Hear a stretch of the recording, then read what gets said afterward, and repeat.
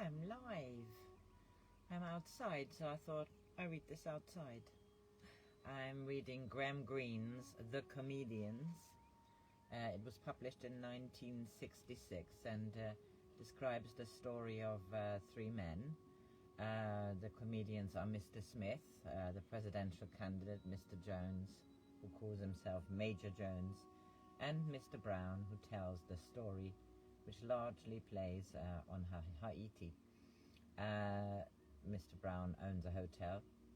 Mr. Smith has already left Haiti, and we are now here in the third part of this book, Roman 2 of the second chapter. The headlights swept up between the palms and settled like a yellow moth over my face. I could see nothing clearly when they were switched off, only something large and black approaching the veranda. I had suffered one beating up. I didn't want another. I shouted, "Joseph!" But of course Joseph wasn't there. I had been sleeping over my glass of rum and I had forgotten. "Is Joseph back?" It was a relief to hear Dr. Maggiot's voice. He came slowly with his inexplicable dignity up the broken veranda steps, as though they were the marble steps of the Senate House, and he was a senator from the outer empire granted Roman citizenship. I was asleep. I wasn't thinking. "Can I get you something, Doctor? I'm my own cook now, but I can easily beat you up an omelette." "No, I'm not hungry. May I put my car away in your garage in case anyone comes?" "No one ever comes here at night." "You never know, in case." When he returned, I repeated my offer of food, but he would take nothing. I wanted company, that's all. He chose a hard, straight chair to sit in. "I used often to come and see your mother here in the happier days. I find it lonely now, after the sun sets." The lightning had begun and the nightly deluge would soon descend. I drew my chair a little further into the shelter of the veranda. "Do you see nothing of your colleagues?" I asked. "What colleagues?" "Oh, there are a few old men left, like myself, behind their closed doors. In the last 10 years, 3/4 of the doctors who graduated have preferred to go elsewhere as soon as they could buy an exit permit. Here one buys an exit permit, not a practice. If you want to consult a Haitian doctor, better go to Ghana." He lapsed into silence. It was company, not conversation, that he needed. The rain began to fall, tingling in the swimming pool, which was empty again. The night was so dark I couldn't see Dr. Maggiot's face, only the tips of his fingers laid out on the arms of his chair, like carved wood. "The other night," Dr. Maggiot said, "I had an absurd dream." The telephone sounded. I think it was the telephone. How many years it is since I heard it telephone. I was summoned to the General Hospital for a casualty. When I arrived, I saw with satisfaction how clean the ward was. The nurses, too, were young and spotless. Of course, you will find they have all left for Africa as well. My colleague advanced to meet me, a young man in whom I had great hopes. He is fulfilling them now in Brazzaville. He told me that the opposite candidate, how old-fashioned even the words sound today, had been attacked by rowdies at a political meeting. There were complications. His left eye was in danger. I began to examine the eye, but it turned out not to be the eye at all, but the cheek, which was cut open to the bone. My colleague returned. He said, "The chief of police is on the telephone. The assailants have been arrested. The president is anxious to know the result of your examination. The president's wife has sent these flowers." Dr. Maggiot began to laugh softly in the dark. "Even at the best," he said, "even under President Estimé, it was never like that. Freud's wish-fulfillment dreams are usually not so obvious."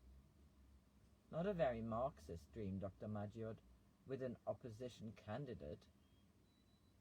Perhaps the Marxist dream of a far, far future, when the world state has withered away and there are only local elections in the parish of Haiti. When I came to your house, I was surprised to find Das Kapital openly on a shelf. Is that safe? I told you once before, Papa Doc makes a distinction between philosophy and propaganda. He wants to keep his window open towards the east until the Americans give arms to him again. They'll never do that.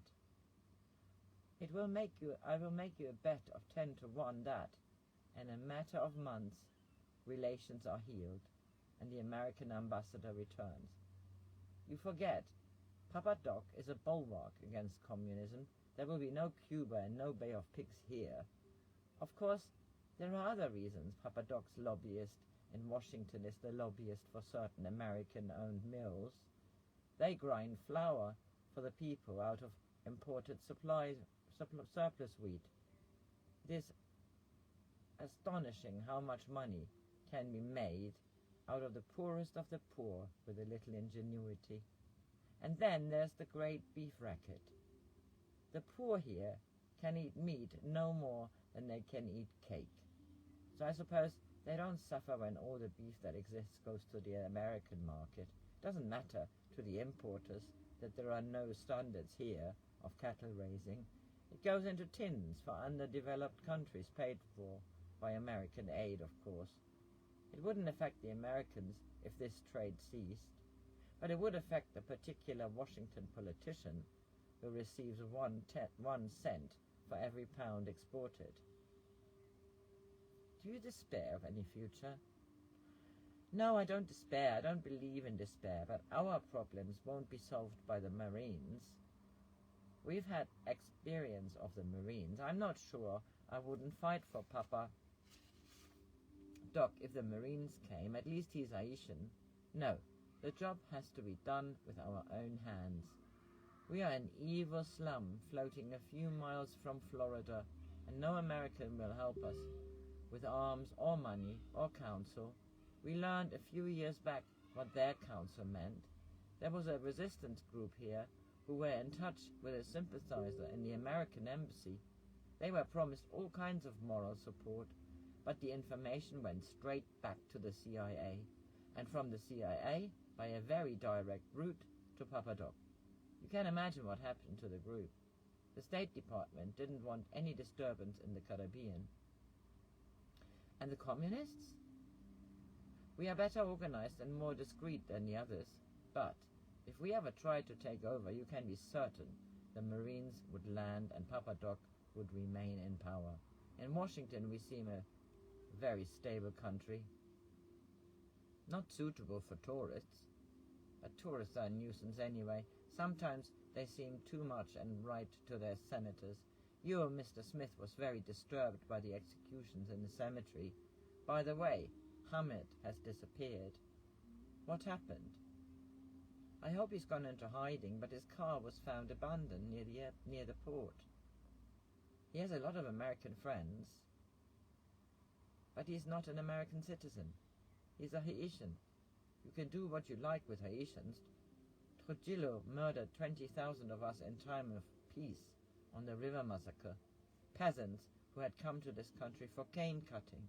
Men, women and children. But do you imagine there was one protest from Washington? He lived nearly 20 years afterwards, fat on American aid. What do you hope for, Dr. Maggiod? Perhaps a palace revolution. Papa Doc never stirs outside. You can only reach him in the palace, and then, before Fat Gracia settles in his place, a purge by the people. No hope from the rebels? Poor souls, they don't know how to fight. They go waving their rifles, if they've got them, at a fortified post. They may be heroes, but they have to learn to live and not to die. Do you think Philippot knows the first thing about guerrilla fighting? And your poor lame Joseph? They need someone of experience, and then, perhaps in a year or two, we are as brave as the Cubans. But the terrain is very cruel. We have destroyed our forests. You have to live in caves and sleep on stones, and there's the question of water." Like a comment on his permission, the deluge fell. We couldn't even hear ourselves speak. The lights of the town were blotted out. I went into the bar and brought out 2 glasses of rum and set them between the doctor and myself. I had to guide his hand to the glass. We sat in silence till the worst of the storm was over. "You're an odd man," Dr. Maggio said at last. "Why odd? You listen to me as though I were an old man speaking of a distant past. You seem so indifferent, and yet you live here." "I was born in Monaco," I said. "That is almost the same as being a citizen of nowhere. If your mother had lived to see these days, she would not have been so indifferent. She might well be up in the mountains now." "Uselessly? Oh yes, uselessly, of course. With her lover? He certainly would never have let her go alone. Perhaps I take after my father. Who was here? Who was he? I have no idea. Like my country of birth, he has no face." The rain diminished. I could hear the separate sound of the drops now on the trees, on the bushes, on the hard cement of the bathing pool. I said, "I take things as they come. That's what most of the world does. Surely.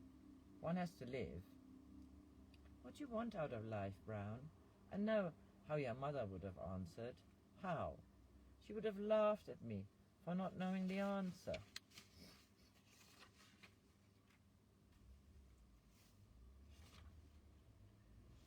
Fun. But fun for her induced almost everything, even death. Dr. Maggio got up and stood at the edge of the veranda. I thought I heard something. Imagination. The nights make us all nervy. I really loved your mother, Brown. And her lover? What did you make of him? He made her happy. What do you want, Brown? I want to run this hotel. I want to see it as it used to be. Before Papa Doc came, Joseph busy behind the bar, girls in the bathing pool, cars coming up the drive, all the stupid noises of employment, ice in glasses, laughter in the bushes, and of course, oh yes, the rustle of dollar notes. And then, oh, I suppose a body to love, as my mother had. And after that, God knows, isn't that enough for what's left of a lifetime? I'm nearly 60 now. Your mother was a Catholic. Not much of one. I retain a faith, even it's only the truth of certain economic laws. But you've lost yours. Have I? Perhaps I never had one. Anyway, it's a limitation to believe, isn't it? We sat in silence for a while with empty glasses. Then Dr. Maggio said, I had a message from Philippot. He's in the mountains behind Orkay, but he plans to move north. He has a dozen men with him, including Joseph. I hope the others aren't cripples. 2 lame men are enough. He wants to join with the guerrillas near the Dominican border. There are said to be 30 men there. What an army, 42 men. Castro had 12. But you can't tell me that Philippot is a Castro. He thinks he can establish a base near the frontier for training. Papa Doc has chased the peasants away for a depth of 10 kilometers, so there is a possibility of secrecy, if not of the recruits. He needs Jones. Why Jones? And I stop this here for now and continue this chapter another time. Bye-bye.